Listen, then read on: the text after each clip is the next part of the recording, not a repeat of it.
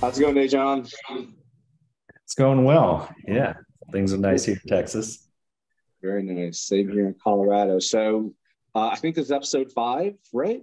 Yeah, I've already episode lost 5. count. So EDD, I've already lost count. So we've got another guest on today, and he's arguably one of the most accomplished American strongman athletes, holds pro status in both under 105K and the open heavyweights, a former holder of multiple world records, none other than Andrew Clayton.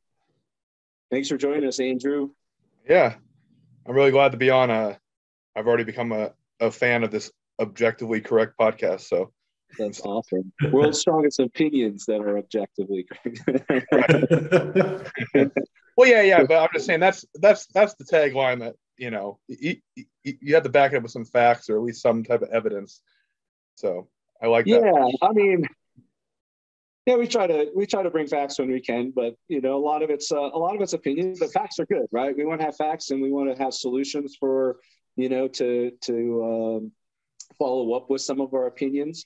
We don't want to be just have a bunch of opinions or come off as complainers without solutions for various things that we talk about. Sometimes should I go ahead and leave now? Because I don't know if I have solutions. Hey, no, it's all good.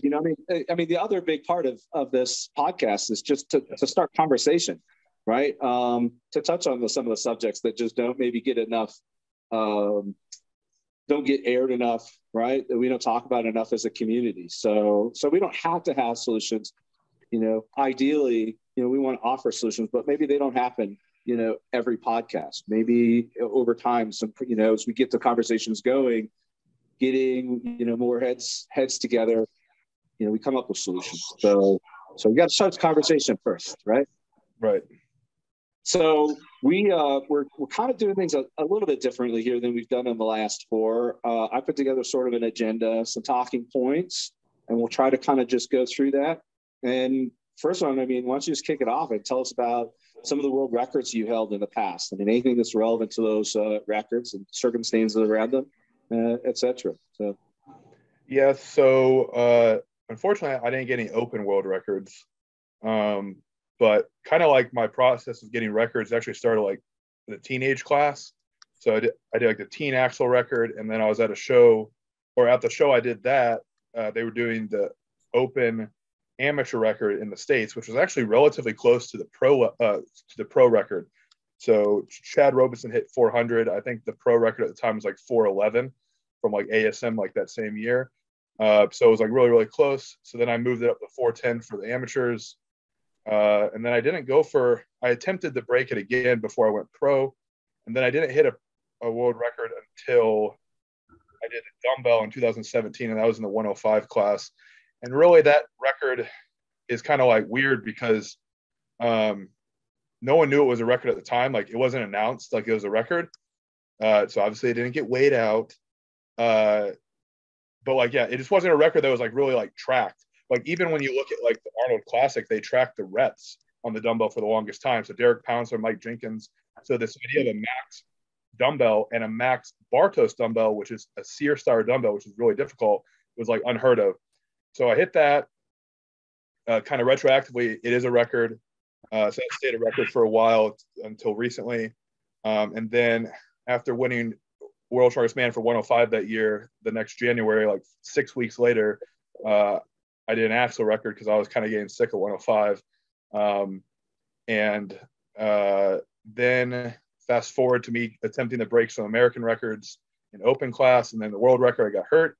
And I did the most impressive record of mine, which is actually, not a lot of people know about it. It's not even strongman related, but I did a 24-hour ski ultra marathon where I was actually seated because I had a stem cell in my knee. So you're not really supposed to move around a lot with it.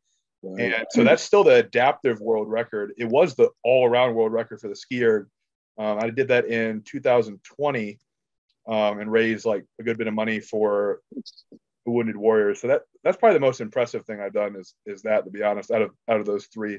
But I held all 3 of those, the dumbbell and the axle and the ski erg at the same time. So that was a really cool feat to be like one in its like max ability at like a pound for pound. 105 is always like the pound for pound strongest class, they say. and then I'm over in the endurance area, weighing probably like 265 at the time, and I'm doing, an endurance 24 hours. So, yeah. Dude, that's incredible. And you mentioned that nobody knew that your dumbbell was a record at a time, and that's kind of probably maybe a noteworthy mention for Luke again. I mean, until he started really tracking world records for all the weight class athletes, in the last couple of years, it was really hard to know who had what, if something was a record. I mentioned before when we did the Atlas Stone world record, I mean, I ended up reaching out to a lot of people around the world trying to figure out what the actual record was, or if anybody even knew. We've come a long ways from that perspective. Yeah, it wasn't so much that we didn't have like an idea where it was. I remember going back with Sean DeMarinas, who was at the show, and we were talking about like what was possible and where the record was, and we had said like 275 was probably like, if somebody got 275, they'd probably have a record. So I got 270. I missed 280, and it really is because there's like nobody left. It was just me and Wesley Claiborne because they combined the two classes, and like we both missed 280. But if he had gotten 280, I would have gotten 280. So it's one of those things. But yeah, it's not tracked. And there's a guy like in Russia. I don't think it's the guy that used to hold the record, but he had done like 264 for like 4 reps. But again, it's the dumbbell is different. It's home country. It's not a full contest. I mean, it's the stuff that Luke talked about. Is like it's just not the same. And unfortunately, it's not head to head. So I really don't know. And then add all that, like it's not weighed. And I'll say like there's a chance it was less than 270 because there's not as many spacers in the Bartos dumbbell. But I would be willing. But I've hit, because I've done open, I've hit 250 for like, or 253 for like 3 reps multiple times in my career. So there's like no reason to believe I couldn't do it. Right. But there's a potential that it was less, but that dumbbell was really hard. And I'm sure you've used it, but like it was still new on the circuit. I think Bartos was a sponsor in like 2016, 2017. So it was like only after 1 year of it even being released. Yeah, I remember they had like a 150 dumbbell at Nationals that first year with the Bartos, and a lot of people struggled with it because it's so much different. It's longer. It's a much more awkward dumbbell. And like you said, I mean, implement specifications make a difference. My dumbbell that I have I think is actually pretty easy comparative to a lot of other dumbbells because it's shorter. I agree with Luke in like having the frame of reference of like, it doesn't have to be exactly the same log, because those bilateral pressing, I don't think it matters as much. Because if you have an easier clean because the log's bigger, it technically is further out in front of you on the press, but it's less range of motion. So it kind of balances out. But I think the dumbbell being unilateral in nature and being so about midline and so about body positioning, like you can't have a high elbow position very well with a Bartos dumbbell. I mean, guys try it, but it's hit or miss. But like with a monster style dumbbell, you can. Obviously, you can't grab the end of the dumbbell and clean it when it's a Bartos dumbbell. And we have enough records from the open class to see that it's still behind the other world record. So there are differences in dumbbell types, and that makes that record a little different than axle. Axle, I would be okay with them kind of being the same, because I actually don't see a big difference with fixed and rotating when you add in the other variables like how slick the axle is, how far the weight's added like further out, how high the pick is. Because I actually think having a really compact fixed axle were some of the easier ones for me to clean and press, like more consistent rep to rep. Yeah. Interesting. And hey, John, just a note, if you got anything to say, I can't see you for some reason on my end, so I don't want to keep talking. If you got something to say, man, jump in. Yeah, I know how the mobile version works of this, so you only see who's talking. No, I mean, that's all fascinating. Like, to me, the fact that you would do like long distance endurance things while being like a strength athlete is just super impressive overall. That was my main thing, looking through all that you've done, just because a lot of times there is this like idea that you have to either pick like strength or endurance. That's always impressive to me. I mean, I wasn't like good at endurance, but I mean, it's the mindset thing. I think a lot of strength athletes, I just reposted some of the John Clark, I think that's his last name, had the record at one point on the ski erg, and he was a former pro strongman in the UK. I hope I got it right. But I talked to him before I did mine to kind of learn from it. But yeah, it's just like, when you're in strongman, you got a mindset of like, trying to win. So it's just breaking down what you need to do to win in a different arena. So anyone that does strongman level could probably do any sport. Maybe not because they're not genetically built for it, but to a high level, for them. Yeah, absolutely. So I mean, that's a little bit about your world records that you've held. How about opinions on setting world records? I know, our last 4 episodes, we've touched on it either for an entire episode or, we've touched on it briefly. You've listened to the one with Luke. I think everybody else knows, kind of where we stand. What opinions you have? Yeah, so I agree a lot with Luke. He started tracking it. So that's obviously kind of, I wouldn't even call it awareness, but it is kind of awareness. But having some universal area where it's tracked. But it's just, man, there's just too many holes in the system. Like even like in powerlifting federations, like they're not working together. You got open powerlifting, but that doesn't mean they're all on the same judging standards. And there's just a lot of holes to like really, like you really have to be head to head. But then the caveat to that is it's in somebody's home country with their home piece of equipment.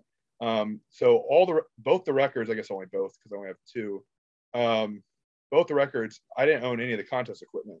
And so like, that's not what you don't have to own it clearly because I got the records, but those are things you got to find too. And if you watch the Giants live guys, they go to that warehouse and train on the exact farmer's implements because they're a TV production. They're trying to the best, everybody do as well as they can.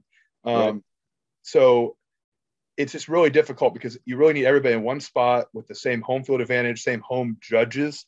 I mean, there are still guys, I would say, so there are people that have only competed in their home country, and I'm really blessed to be able to get to go international because it does add a variable of stress. Sure. If you're cutting weight, which I actually did not do internationally, but you have to deal with that while flying, so that affects that. But food, time, language barriers, like being in Spain, like a lot of the loaders for the event didn't speak English, so you would ask like, how much does the implement weigh, and you might not even know because unless they said like a number you could understand or kilo, or they identify it as kilos, you're like, I don't think that's right.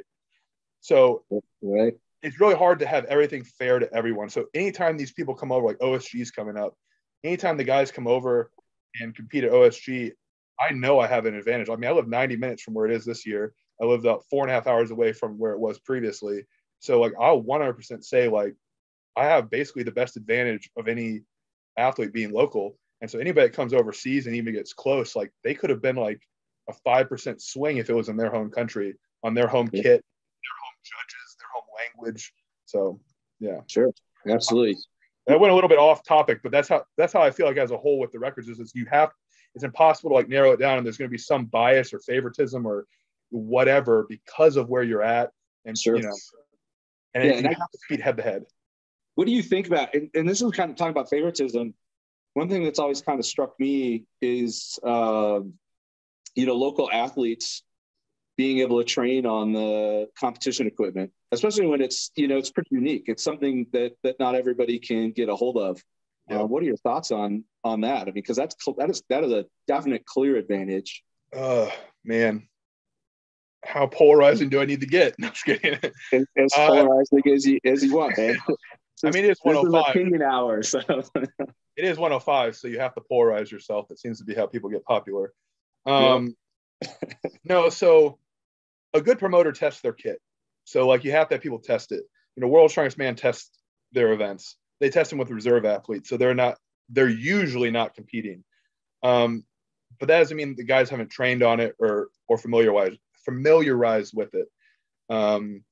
It doesn't seem to affect Americans too much because, we have American winners. But when it comes to like, if it's not accessible to everyone, so if the promoter is letting the local athletes test it and not advertising for other athletes to go there, I like potentially see it as an issue. Like, I don't want to like pick on any promoter in particular, but like, I mean, I could theoretically drive somewhere and like, I have a flexible enough job. I could theoretically like get on a plane on points and go somewhere and test it out. But if I don't know about that, then I don't have the opportunity. Sure. And that is a big difference. Like when you go for records, even just one, I mean, most of the guys are at such a high level, it only takes like one session. Like before I did my dumbbell record, I did one session with Wesley Claiborne up to 210. We did an EMOM. We went back and forth. So I did on the top of the minute. He did it, on 30 seconds. And that one session, that's the only time I touched that style dumbbell the whole prep. And I didn't even go over 230 something pounds in the whole prep. But that session there was the one that made it possible to hit the record. So it can't be underestimated how valuable it is to the local athletes having that advantage. Sure. Yeah. And I mean, I agree, it should be available for everyone, but if it's overseas and you can't get on a plane, you fly overseas to go train for a day, come back home and then fly back to the competition. So yeah, no kidding. Yeah. Yeah. So I'm just saying like try to pick people that aren't in the competition and scale it. So, if you have a 105 kilo guy that's like normally like 10% weaker on events, then you're going to have to be 10% heavier. So if you're trying to pick the yoke weight, if he's running 350 kilo at whatever speed and you want the winner to hit this speed, okay, well now we're going 380 kilo is the weight of the yoke or whatever, you're adding 10%. Right. Don't pick guys that are in the competition to test it because that's not, I mean, a lot of the events can be tested by like amateurs or even like not a lower level, but like a normal open competitor. I mean, 105 is constantly bragging they're as strong as open competitors. So they just test everything with open competitors because that's really a top 105 should be about a middle of the road open competitor. So get an open competitor locally. He or she can test the, I say she as if there's 105 women, but whatever, equality, I guess. But yeah, get him, to get under the yoke and get the time and see if it ends up being where you want the hit for the winner or whatever event. Yeah. Yeah. Yeah. My kind of opinion is, yeah, I mean, I'm the same mind, right? If you shouldn't like competitors, if you got specialized equipment, something that's just so far, yokes are kind of yokes, maybe. You kind of get into, specialized, I don't know, wheelbarrows, frames, chains, stuff. This is like chains, especially, is hard to get a hold of for most people, especially in the middle of the country. I think that stuff should be reserved for competition day only, right? Have somebody else test it. Athletes shouldn't be able to use it, and I kind of a little bit wary of using the word fair because, right, it's strongman. You're supposed to show up and just be strong, right? Doesn't matter what the equipment is, but there is a level of favoritism, I think, or fairness that is involved when you let just a handful of athletes train on that equipment. I think there's like a subconscious, like there's always gonna be a subconscious bias. Like, I don't even know what the term is, but like the more you're around a certain situation, the more normalized it is. So like, this is going to sound like a terrible off the wall example, but like police officers, right? And I'm probably going to get hate for this. So like when a police officer shoots someone because they pull out something that looks like a gun, they're often hated on because later on, when everything slows down and they're not in the heat of the moment, they're like, that's clearly not a gun. But they're conditioned in their training to look for a gun. They're conditioned to like, so they're doing this. So the more they see this event happen is more is like that. So like when you train with someone and you're constantly judging that person, they always have a good lockout. That down call just becomes a little faster. Sure. And I know it sounds like a ridiculous example. It's just the first one I could think of in psychology. But yeah, so like, even though everybody wants to be fair, when you have like your home team or like, your people in your business or whatever, there's always going to be a little bit of bias, and we try really hard not to have bias. But even I have bias. Sure, like I have bias to the competitors that I think got the call and did it based on how I might have relationships with them, and I can own that. But when people say there's no bias or that there's never a wrong call, I find that really hard to accept. Like there was a World's Strongest Man judge that I won't name, but I talked about an athlete that had gotten a down call on circus dumbbell, and it was a rep event. And I remember you guys talking about like the down calls have to be faster on circus dumbbell. So like, on rep events, they maybe do that. Yeah. Yes, right. That's what I'm saying. Like in general, rep events are a little bit like elbow lock down, especially when you know that the previous heats have done like 8 or 9 reps in a minute or 75 seconds. So I made a comment, just kind of making small talk about one of the athletes that looked like he got a lot of down calls, but he was like really side bent, because I knew that athlete lacked like mobility, and I like circus dumbbell identifying the athletes that lack shoulder mobility because that is an attribute you have to be strong, and that's one that I have. And I say I don't have another thing, so I'm trying to gain points on the fact that I stay mobile enough to hold a circus dumbbell, directly above my head. And he Sure. told me, yeah, well, when we go back to edit it for TV, every time we have been correct. I said, every time. He said, every time. And I immediately shut down the conversation because like no one can be right all the time. I'm not right all the time. And the fact that he couldn't even just say, yeah, there might have been one or two there, but it's hard to judge in 75 seconds. I would have said fair. But he was like, literally every time we've been correct when we've been criticized. I'm like, no. That's like those guys that have never made a mistake in their life, right? Well, I've never made a mistake. You're right. I've never learned anything either. Can't learn anything if you don't make mistakes. But sorry if I'm going off on rants. I just think it all kind of ties in a little bit. And it's good conversation, man. No, man, go on your rant, man. I mean, that's what we're here for. So by all means, it's good. It's good conversation, good topics.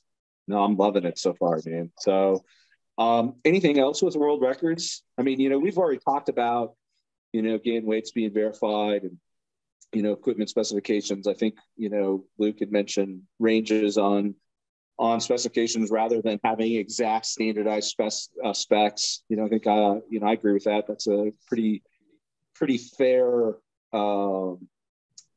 pretty fair ask of everybody around the world. But, you kind of mentioned some things about, these guys that are often, countries that we don't really have a lot of access to, and they're, we don't know the athletes well. And I think that's where it becomes really important to me. It's when we do, I'm not saying anything negative about them or that, they may be, cheating or anything. That's not the point. But when we are so far apart still, I think it just becomes really absolutely imperative that we have some kind of standards to keep the whole world community on the same page, that there's a standard of integrity.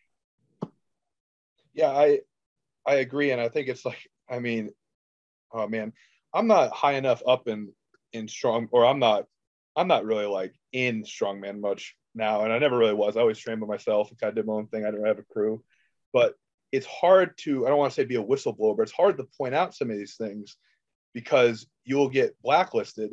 If you said, oh, all the people in this country are doing X, Y, or Z, you're not going to get an international invite to go compete in that federation. Right. You're punished for it. And so what I see now is I see people like constantly like we'll all go to the show, hypothetically, we all go to the show and we all see that, as Luke pointed out, like one yoke is heavier than the other, or that one whatever is heavier than the other in whatever lane, everybody wins in that lane. And we all know it, but we don't publicly post it, because if we publicly post, even though it's pretty obvious, all the athletes know, people are talking about it, it's all amongst ourselves, we'll get blacklisted for pointing it out. So then we have to like hold that. And that is really tough. Like, it's just not a very transparent thing. And it ends up like creating some issues. And then when you have the international guys, like, it's like, if they're never competing against us and they're posting, they're doing 180 kilo log, but it's not really 180 kilos. And it's just, I don't know how to solve that problem, but I see it as there's so many times that there are people that want to speak and just say, hey, just to let you guys know, this is what happened. Not even really saying it was anyone's fault. It just happened. But they just feel like if they say that, they could be punished. And it's better just to like let it happen than to be punished.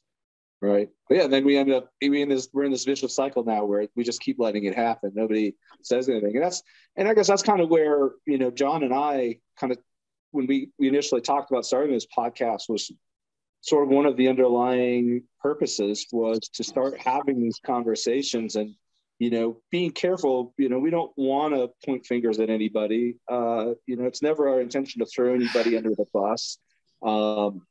We bring up examples, generalized examples that could be linked to, 100 different examples right around the world. And, everybody's got to remember that this is a world international sport. People are competing on every continent except for, hell, I did a stint in Antarctica and there was a strongman down there. So, people are training strongman on every freaking continent in the world, so, just, I need to throw that caveat in there probably again too, that when we talk about this stuff, like it has nothing to do with any specific person. There's just a lot of examples that we need to talk about, because if we don't, we're never going to progress and So we're going to continue down this vicious cycle of letting things slide.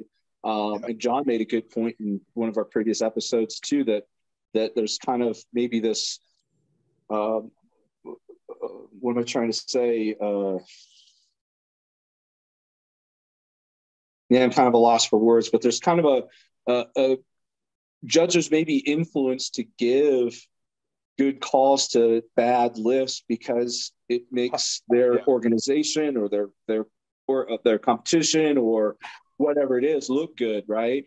And we keep going down this road of seeing like worse and worse calls because it's this concept, maybe, I mean, it's kind of total speculation, I think, that it's just making us look good. But really, in the long run, as that standard or whatever deteriorates, it starts looking worse and worse and worse, right? So we have to have these conversations. I think Luke said something really good about that. Like he said, it's no one really wants to get like super mad about it, but it takes away from the hard work of someone that did a record that held it to a slightly higher standard, or maybe was forced to hold it to a higher standard. If the down call is 3 seconds, they had the whole 3 seconds, and then no one knows that there was a higher standard of that judge. So the record gets broken, and it's different. Like I'll give it, like, I don't want to talk about the world records forever because I'm sure I'm saying something stupid and then I will have a regret.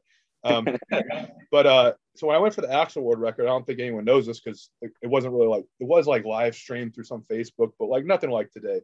Like I'll say right now, like today, strongman is improving drastically. It's the promoters are all the federations, ones that we're possibly talking about, not talking about, the shows that are included, not including some of our conversations. Like they're all doing the work that actually needs to be done.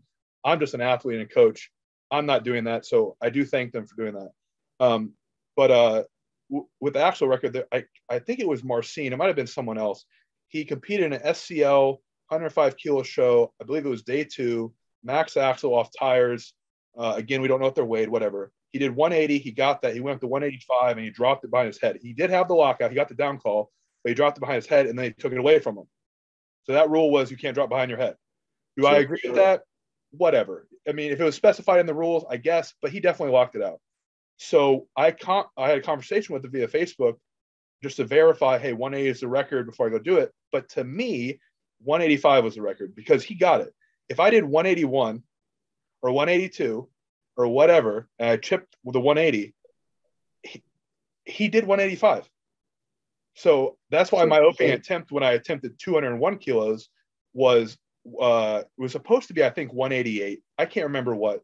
That was such a cluster of like mixing, like even though I sent an email asking like for specifications saying I'd compensate, it ended up being like a cluster of like kilo bumpers and pound plates, and the axle's loaded to the very end and like the weights are sliding a little bit. That's why a fixed axle is better.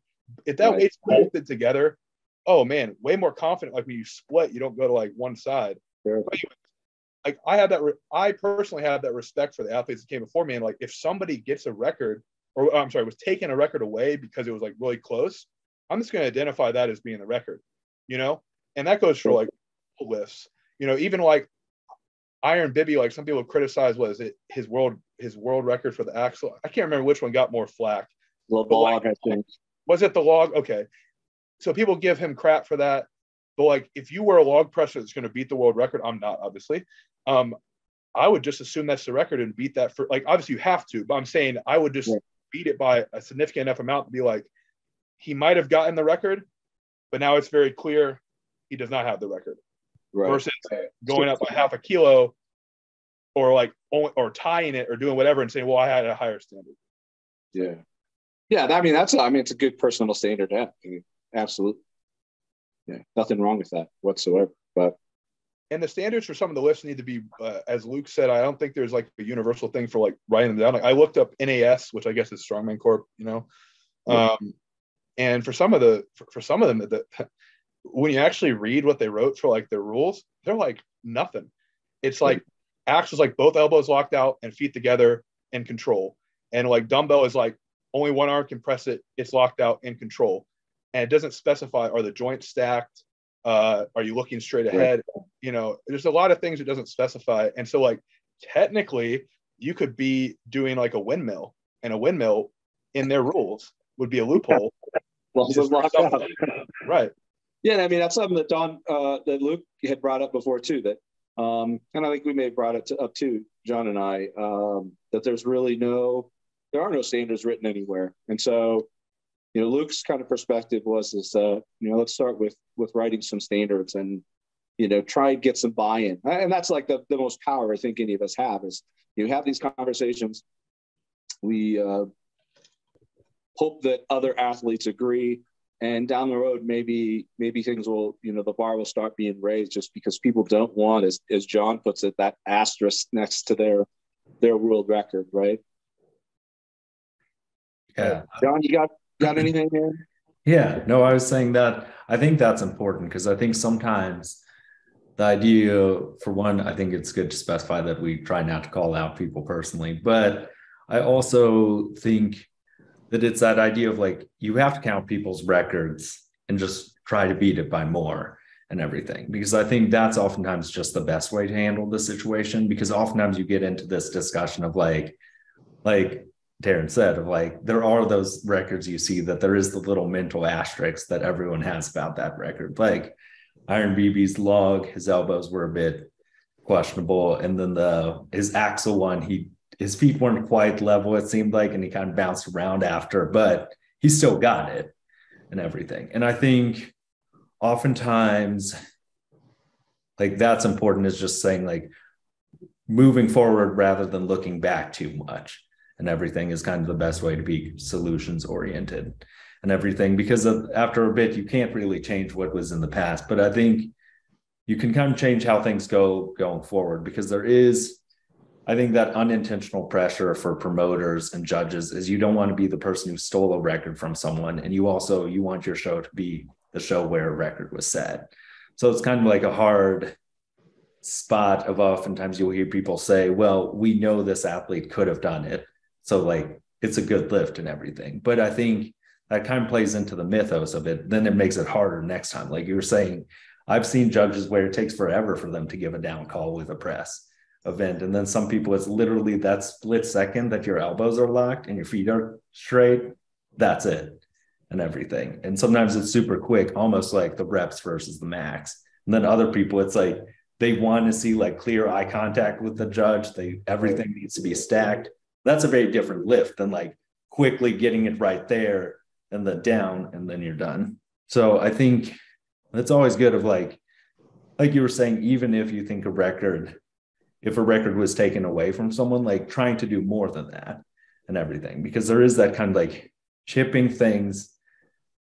I would say like Hafthor's deadlift world record had a little asterisk next to it for a lot of people because he just chipped the 500 kilos. If he had done 505, I think there would have been slightly less debate about it. There would still be debate. I'm such a, I can't, I used to like Eddie Hall so much. I did. I mean, I won in 2017, the 105 World. So he won in 2017. So, we're supposed to basically be brothers. No, not really. But Hafthor, man, the way that he carries himself now, and just like how he can like not be in the sport and not have to, I don't know. I'm not a very big fan of like big people in strongman, because like, cool, you're 400 pounds by nature. Like, how hard is it to move 300 pounds now? But Hafthor, I don't know. I think he did everything right. And I think that still counts, because it was the first event for Eddie, and they never weighed Eddie's plates. And it was, he was a business partner. I mean, Thor put it out, and guess what happened? He got punished for it. You don't see Thor videos reposted by that company very often. You see Eddie Hall videos posted by that company. So, and they both won once. Thor had way more success in actual full competitions, won way more major competitions. So yeah. And I don't want to knock, and I didn't mean to knock Iron Baby. That was just a good example, because we saw that just like the 500, just like on the deadlift, the 500, once it got there, it's kind of gotten like, some lockouts, a little questionable, stuff like that.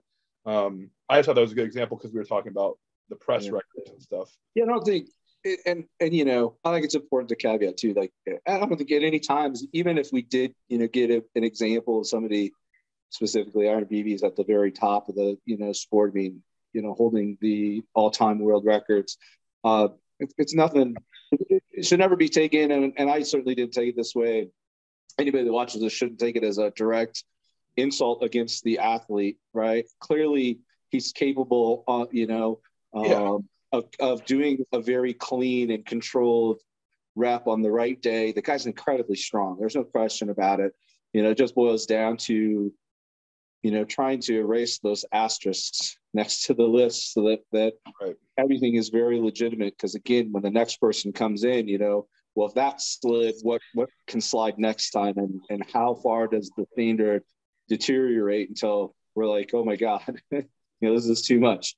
So yeah, I didn't take it that way. Hopefully, BB, if he ever watches this, doesn't take it. If he does, we're doing really well. Exactly.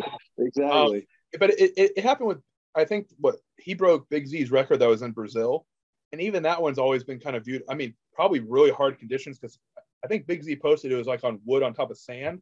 Yeah, that was tough, and obviously no focal point above you. But his lockout was very. The time from lockout to hand down was like almost the same. Of course, I'm not knocking Big Z. Obviously, he's like the best strong. He's the GOAT, so I'm not saying that. But you'll notice that, like, I don't even know what you call it, but it definitely on split jerk, but on almost every press, when you get the bar going forward and you kind of like step, but the bar is still kind of going forward, but you have it locked out. I did nationals in 2012. It was 300 for reps, and Mike Mustel, who is a middleweight pro, was my judge. He didn't give me a rep because I was split jerking. There's only the stall mats for the thing, which I don't like. I want to have a full platform. So I didn't have much room to step forward. So I just kind of stopped abruptly and looked at him, and I knew it was going forward, but I'm like, man, I have it locked out. I could take 3 more steps and walk into his lap. So hopefully he'll give me a down call. And he didn't. And now it's too far in front of me. Obviously I can't hold it. So I dropped it. So I didn't get a rep. Fast forward, and I'm gonna crap on myself. In 2019, when I hit the 440 at Giants Live, I did almost exactly the same thing, because the platform was about 6 inches off the ground. It was level. It was made very nice. It was a full platform. But I knew, like, I had it briefly, but I locked out so quick it kind of went forward a little bit. Yeah. And I actually got 2 down calls from the judge. But if you watch the side view, you can see that when I am getting cocky, I'm like turning my head, I'm actually kind of just slowly preventing it from going forward. Now, could I have locked it out? Absolutely. Could I have stepped 3 steps forward? Yes, I would have to step off the platform. And I've missed numerous axles because of that, because I can't step. I don't know why we put a chair right in front of the person going. I never understood. Why do we do that? Why do we do that? I mean, in the Olympics, they're like on a table like 20 feet away, and they judge it fine. They have a little buzzer and everything's fine. And then strongmen were like, you know what? We need to be 3 feet in front of them, right in front of their face. If we don't smell their breath, it's not close enough. I don't know. But yeah, so that's hilarious. Because of the I don't want to say status, but because of the level of the show, I think it changed, right? You're at nationals, very strict, a lot of people going. I'm no one. Now they did set me up in the order to be one of the top guys in the axle with Rob. So there is, a little precedence of like getting, they want somebody to get 200 kilos in that show. They want to go to they want to go to the records and make TV. So you could argue that they gave me a faster down call because they're trying to get me to move on. And I definitely had more that day. But if I play devil's advocate myself, that's one that might not look the best to some people. Sure. And that's good. I think at the end of the day, it's, we've said this several times, it's really got to be the athletes that hold not only themselves accountable, but, demand more from the promoters and the judges too. Say, hey, we would like to see, I hit this record today. I want it, I want it verified. I want everybody to know that it is what I say it is. And I want it to be a good lockout, because I don't want an asterisk next to it. I want it to be as legitimate as possible. So it is, Luke, this is really Luke's point. I mean, that I'm kind of borrowing from him, because I agree 100% that it really, the athletes need to step it up too. So yeah, kudos to you for pointing that out. Oh, I think. I mean, I don't want to pull it away now, but I mean, it wouldn't affect the outcome of the sport. I think that's the thing, is like, if it affected the outcome, then it's a little different. Like at nationals, somebody gets 5 bags and they still have the fastest time to 4 bags. The only person that gets 5 bags, it doesn't matter. Right. It doesn't matter. If anything, they wasted energy. So that there, it doesn't matter. But if you actually like jumped in between someone and stole 3 points and you win by 1.5 points, then yeah, that affected the score. Sure. Sorry, John. John?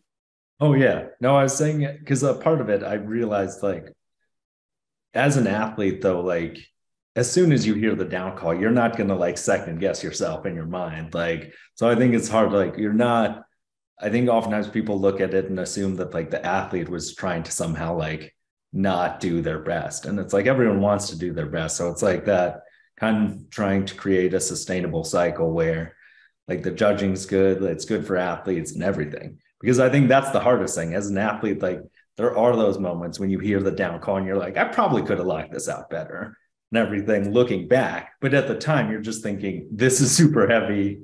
I need to finish this and everything. So I think oftentimes like you don't want to direct it necessarily at the athletes and stuff because it is like it's a hard sport and it is challenging. So it is kind of that cycle trying to create a sustainable relationship for everyone of trying to improve the sport overall of like making it easier for judges to make good calls, but also athletes to like feel solid and confident about their records and stuff. Cause it is that hard thing of like, you never know with some of these lifts, like with overhead, is it mobility that limits some of the lockouts? Is it other things? Cause not everyone has that super mobility. And I think that should be what I mean. See, I see it as that being an advantage to the athletes that have it. I see it the same thing as like arm length, height, because all those things are an advantage and disadvantage. When you have lack of mobility in certain areas, you have more stability potentially in other events. You know, when you're really tall, it might hurt to do axle deadlift, but you know, a deficit or maybe like an elevated pull doesn't help you as much because now it's in like no man's land versus like it's just under your knees. So I see that being okay. I'll go ahead and segue to our next thing so we don't talk about the world records and stuff. Yeah, we beat this horse to death, man. Yeah, but so I'll segue with the down calls. We all know as being like athletes that have done the sport for a while, down calls are exaggerated beyond what you need to do for a training stimulus, right? Like, you know, on bench press, you don't like hold the lockout for 3 seconds like you do in a meet, right? You know, you just go the next rep and it's fine until it's meet day and you rush the rack command and you get a red light. I know that's powerlifting, that's not what we're doing, but I'm saying it's the same concept. Sure. So I think with the beginners and strongman, it's like how to get into strongman. Probably the thing I remember about beginning strongman was some of the like learning the judging, like learning that there were standards, and then just learning that to kind of stay calm too. Like in my first competition, I was so amped up that I just like made too many mistakes. So when I look at people getting into strongman competitions, it's like getting a coach or finding some level of knowledge and kind of just scaling things back and starting from like a manageable point. So like I went to my first competition thing, I was going to do the log like 8 to 10 reps. And I was just like, bam, bam, no rep. So I know I tried to link them together. Maybe it wasn't the best segue, but I'm trying to just remember back when I started strongman and some of the things that have already changed. But one thing that's not changed is almost every new competitor that comes to strongman gets hit with the rules and regulation of the sport. And I think we've gotten better through like all the coaching and stuff online available and things like that to improve upon that. You know, a lot of the novice competitors have some idea because they watch YouTube videos or have a coach and things like that. Yeah, I agree with you. My when I first started, not only was I always so amped up, but I would scream like at all the like I was like the entire cheerleading section and I was just yelling at everybody. And by the 5th event, I was so exhausted that I could barely move. So it took me a while. Like while I, you know, strongman, that's one of the things that got me into it was the camaraderie, right? Is having your biggest competitor, your number one competitor, being your biggest fan out on the field or biggest cheerleader. It's great to do that, but conserving that energy is probably more important. That was a lesson that I learned eventually too. Now I'm kind of go find a quiet place and conserve my energy. I was a obnoxious teenager, but I think that kind of happens with like the start of a lot of people in the sport is just too much being loud and too like I don't know where people get it. Maybe it's all the movies that have like everybody yelling in the locker room, like getting amped up. But that stuff just doesn't do it for me. And I think that's something that like when I think about how to coach people getting in the strongman and what I could do better, is just like it's just you need to be in your head a little bit. You need to like focus on on your technique and your execution and the game plan. And when I think about the clients I have now, a lot of people gravitate towards me as a coach. I'm not trying to make this about me coaching, but I don't want to be about world records. But they gravitate to me as a coach because they're really analytical people. And I think there's a benefit to being someone who's, you know, like Brian Shaw gets a lot of compliments on the fact that he's very much in his head. He's thinking through the events. You know, he's designing equipment to get better at the events. He's thinking through the strategy.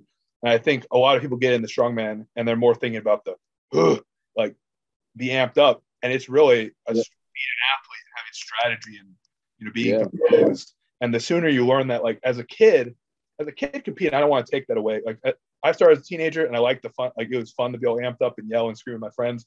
But as an adult, I see that as being very obnoxious and very negative towards my overall competing.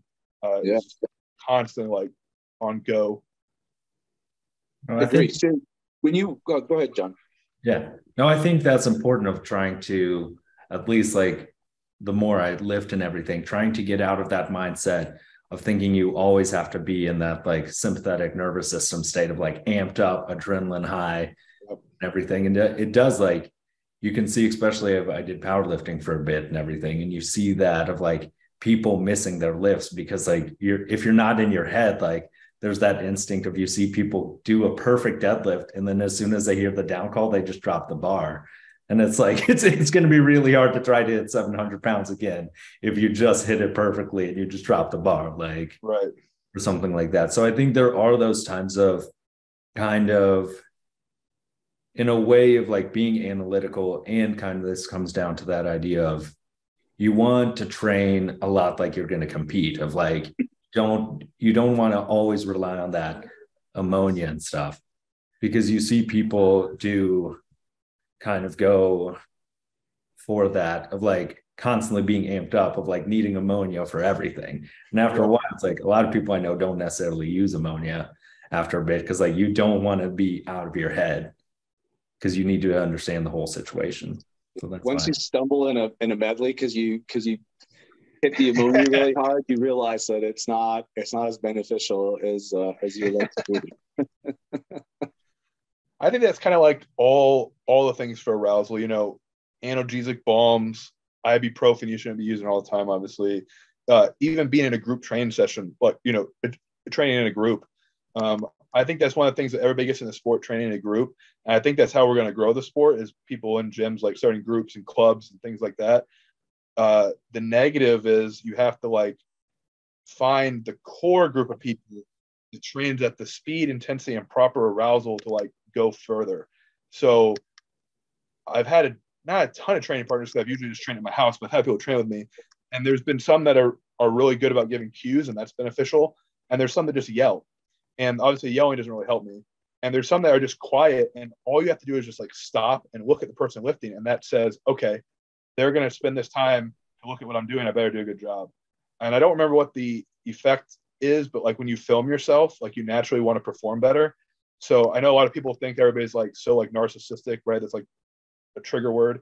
I'm sure I have tendencies, but filming a lot of your lifts by yourself, or even in a commercial gym, I think is beneficial from just like making you do a good job, making you perform, because you're recording it and you don't want to like waste that. Well, not waste your space on the camera. I mean, now our phone's a mega computer, but you know what I mean?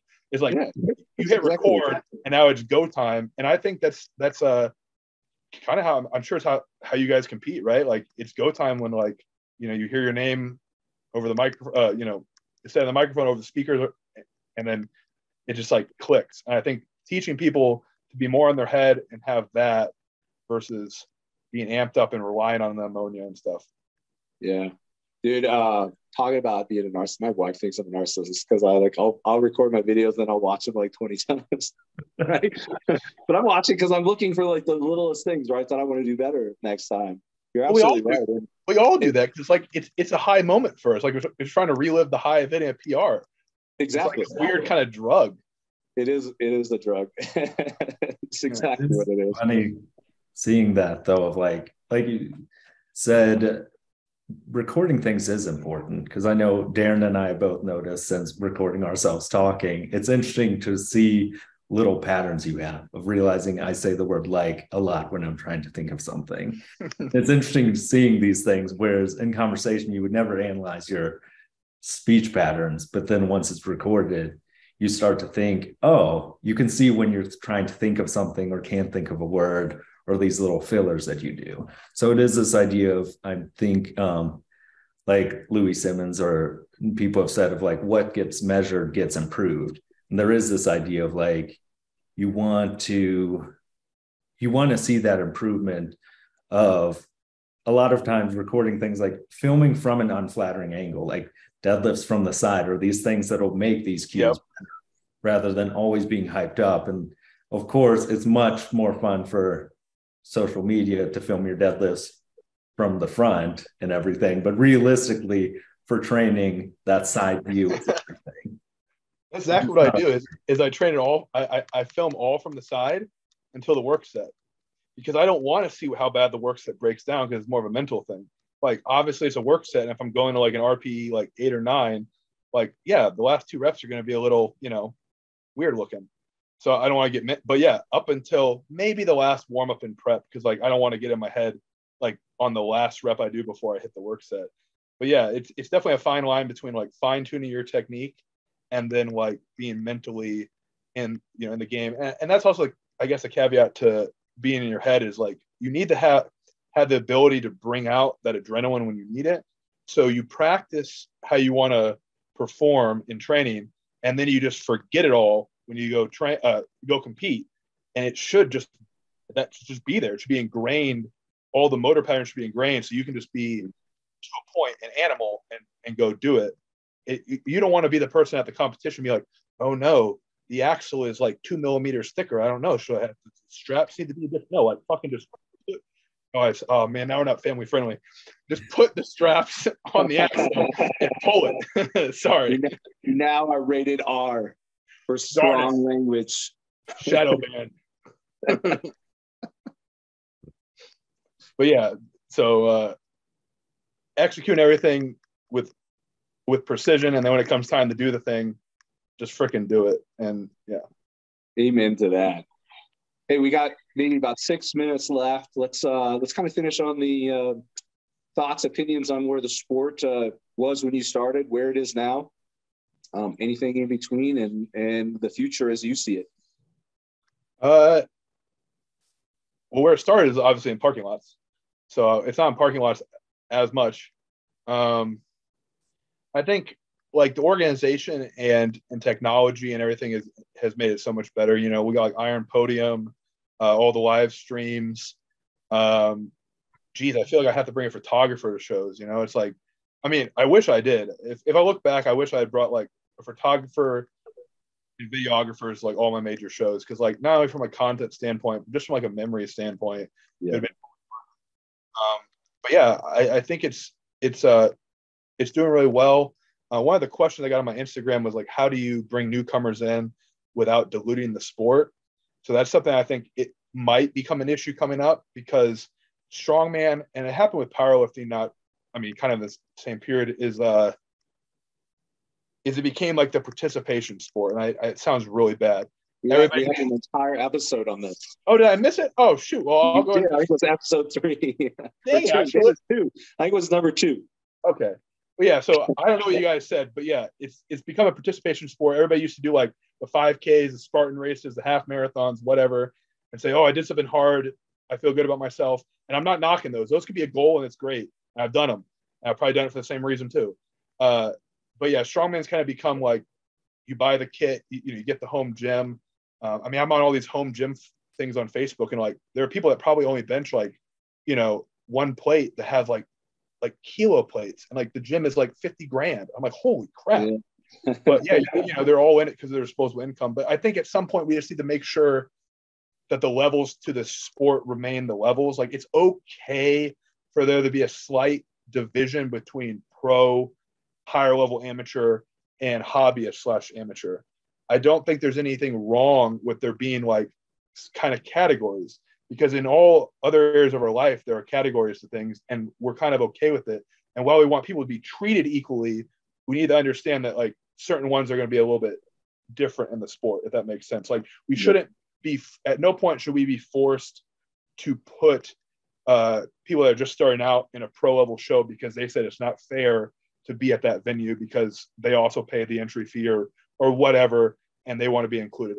As long as there remains some type of prerequisites to qualification and there's no default route to get there, I think it will maintain the integrity of the sport while still allowing a lot of people to participate. And I say that from the point of view also of like coaching people that I know are not planning to go to World's Strongest Man, and maybe not even go to like OSG or like I don't want to say it's like less than World's Strongest Man, but you know what I mean, like a qualifier for World's Strongest Man. Sure. Is a lot of them just like love the sport, and I don't think at any point they would feel bad you telling them, hey, you're not going to become World's Strongest Man. Like they already know that. So it's not bad. It's just like when you start making everybody qualify for nationals, it sometimes can appear to be more of a revenue generator than a genuine interest in like what they love to do, because they want to go compete in local shows, see their friends, you know, get a medal, eat a bunch of food after they regret, you know, stuff like that. And I don't think the nationals bid or things like that are as important as we think they are. And that's just that's from seeing other people's point of view. To me, I'm an athlete. I'd love to go to the World Strongest Man. Probably won't happen. Yeah. So. Yeah, I agree. I mean, that's me too. I've been, you know, my whole goal has always been to strive to be. I would like to win a world championship. I don't care which one it is. I would just like to win a world championship, and I think that would make my all my work worth it. But yeah, there will probably never be a World Strongest Man title next to my name, even though I'm going to keep striving for it. Right? Are you saying you're going to 90 kilos? Is that what I'm hearing? 90 kilos. Man, my goal is to actually be under 231 by OSG. I was 242 I saw yesterday. I went like the opposite direction, man. Yeah, I saw you down to 237 or whatever you had posted, and I was like, shoot, because you look, man, I don't know what it is, but like it's mainly 105 guys, I guess, because I see them. Some of them are freaking huge, and then they post a picture of them on the scale, or I'm like, what? Because like Wow. I'm like 255 right now, I think. And I'm not in my best shape ever, but there are guys that look way bigger than me that weigh 20 pounds less than me. I don't know. I don't know where. Shorter. It's because they're shorter than you. Some are a little shorter, but like some are still 6 foot. And I'm like, because I've lost muscle in my legs from injuries, so they're smaller than they've been. I mean, like, it makes no sense to me. But mine just don't grow. No matter what I do to my legs, they just don't grow. Yeah, you don't need calves for strongman. That's just the Don't need calves for strongman. Totally overrated. Yeah. No, I think yeah, because we did talk about it briefly in episode 2, but I think trying to bring new people is important. And one of the things we brought up is the fact that the novice class is so oversaturated. I've noticed at some shows you end up making the weights higher for novice than they could be to bring a lot of people in, because you have people who are staying there too long. Which I think oftentimes we were saying the solution is more people need to do the open, which we actually got the Boston Be a Man guy to do a whole video about it. So I did see that. Yeah, that was in response to that, because that was all John. That's awesome. Yeah, it's funny. Darren was like, I'm not spending $79. And I sent a screenshot of the receipt. I was like, it's done already. It's too late. Oh man, I'm gonna start buying a lot of them then. Yeah, those cameos are surprising. Like if you have disposable income, you can get cameos for a lot. But that's where that whole meme came from, was that idea. Because otherwise you have this strange thing where you have an empty open class, the novice classes with 500-pound deadlifts. And you're like, that's really hard to get new people into something like that.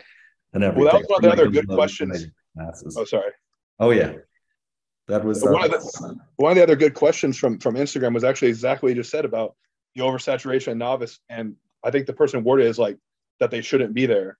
And I've seen it pop up a little bit in Florida, like someone that does really well in powerlifting, you know, and they have like an 1,800-pound total or more, like enter a novice strongman competition where one of the events is a deadlift. So you already know you got to win.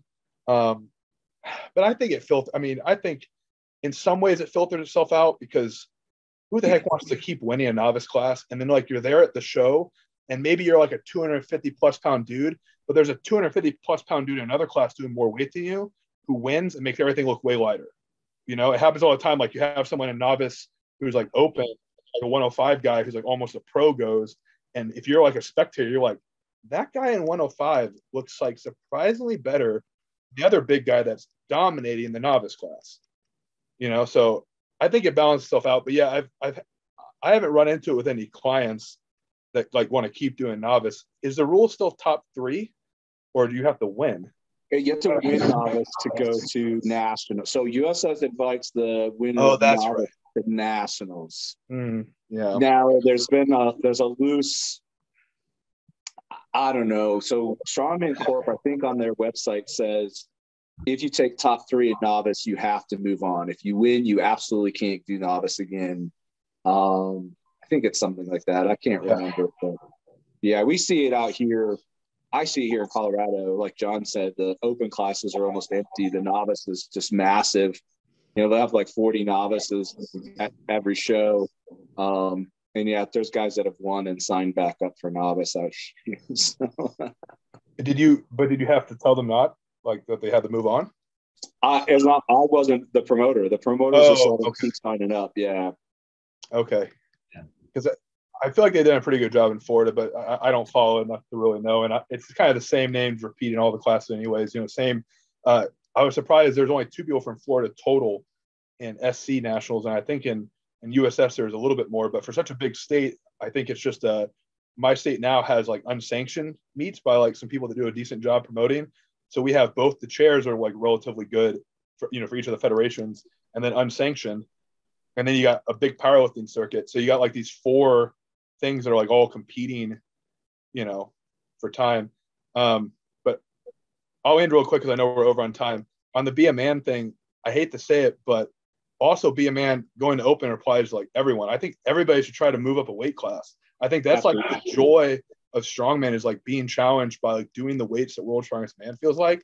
I know there's this thing of like staying in weight classes now, but man, the people that, and this might sound really like big-headed of me, the people that I respect the most and I feel like also give the most mutual respect back are some of the guys I competed with for the last like 10 years in open class, because it's just like a different game.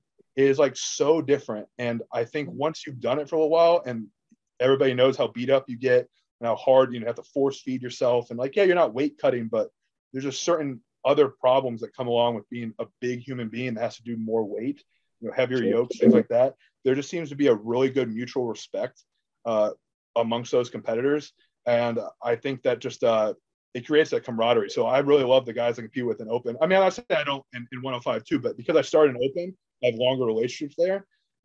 So coming up in like OSG and stuff, I love watching the guys I've been going with for like 8-10 years competing, like Wesley Claiborne, Dross Reynolds, Spencer Remick. I'm probably forgetting other names, but like all those guys that like just kept going at it and like eventually got their pro card, eventually got the invite, eventually got the ASM. And I'll add one more. No, I'll leave it. That's enough. I was going to add another little. We have a bit of time. I have a slightly longer lunch, so we could add in. Sorry. Yeah. Okay, so I thought it was interesting. Like America's Strongest Man here is still like, I don't know why it's a back burner show and it doesn't get invites to World's Strongest Man. It really frustrates me for all like my friends I just mentioned that do it. But the shelf life of some of those guys that do ASM is like a really long time. Like the turnover in some of the weight classes seems to be a little bit faster. I don't know if that's going to change with the growth of the sport. Now there's more opportunities in weight classes. But if you look at like the winners of like weight class nationals, weight class Arnold's, and definitely like 105 ASM, from what I've looked at, I haven't like tallied it all up, but I'm pretty sure all the America's Strongest Man Open competitors since 2013 or 14 are still active. Like have been active in the last year. So like all those winners. So for like 8 to 9 years, but that's not the case for the weight classes. So I find that really interesting for like a little fact. And hopefully I'm right. I'm sure someone's going to fact check it and that'll be wrong. But maybe that will change now. There's more opportunities as people will be more incentivized to stay those weight classes or stay healthy enough. Because even though open is harder in the sense of like heavier weights, there is definitely weight cutting is not fun. And I don't like it. And I think from a health perspective, there might be equally as many trade-offs to being heavy as there is weight cutting. So, yeah, possibly. But I agree with you, man. We talk about the kind of my perspective of what the spirit of strongman is, and it is. It's to be the strongest man. It's to challenge yourself and to strive to become the strongest. And at the end of the day, the strongest guys are the big guys. Yeah. I think that's a kind of like, whether it's novice or open, it's that idea of like, you want to perpetually push yourself and stuff. Because I think oftentimes there is this idea, like with the 24-hour weight cut, there is that incentive of you want to be 20 pounds over your weight class, or you want to be the biggest person in your class. Where oftentimes, like, it's incredible seeing some of these guys who will compete in the 105, but could reasonably have done almost the 198 class and stuff. So it is that idea of trying to perpetually push yourself, because that's that idea that the best way to get to a 500-pound deadlift, if you only do 4 plates, is to hang out with people who do 600 pounds. And if the reverse is true, if you're the kind of person who's deadlifting 600 pounds, but you only hang out with people who do 400, it's going to slowly slide, because you want to still have that kind of push to kind of improve yourself. And those weight cuts are brutal and stuff. Like, it's hard on the system, like can be hard on the kidneys and everything, depending on how you do. It's kind of little, I mean, we already mentioned, but yeah, the longer weigh-in times, like, 27, 30 hours has been beneficial. But I think everybody should assume it should be 24. I mean, I remember making weight at 4 p.m. because that's when the show was going to start, and that sucks. Yeah. You're up all day just sitting in your hotel room, just like waiting for Pedialyte. Yeah. Yeah, I agree. I mean, it should be 24-hour weigh-ins. I'm actually the opposite. I've done a 24-pound water cut. They suck, but I've never thought, like, after doing it so many times, like, it's just kind of routine now. It's not like competing to me, because I couldn't tell you the last time, or if I've ever actually, I did miss one weight cut once. That's because I was doing open heavyweights for a while, came back to 105, wasn't prepared for it, but that's been 8 years. I mean, yeah, it's hard to make weight in my last show just because I hadn't done it, but I had a scale malfunction, so I ended up weighing in under anyways. But it normally wasn't, like, I say it wasn't too, it hasn't affected my performance. I never miss weight.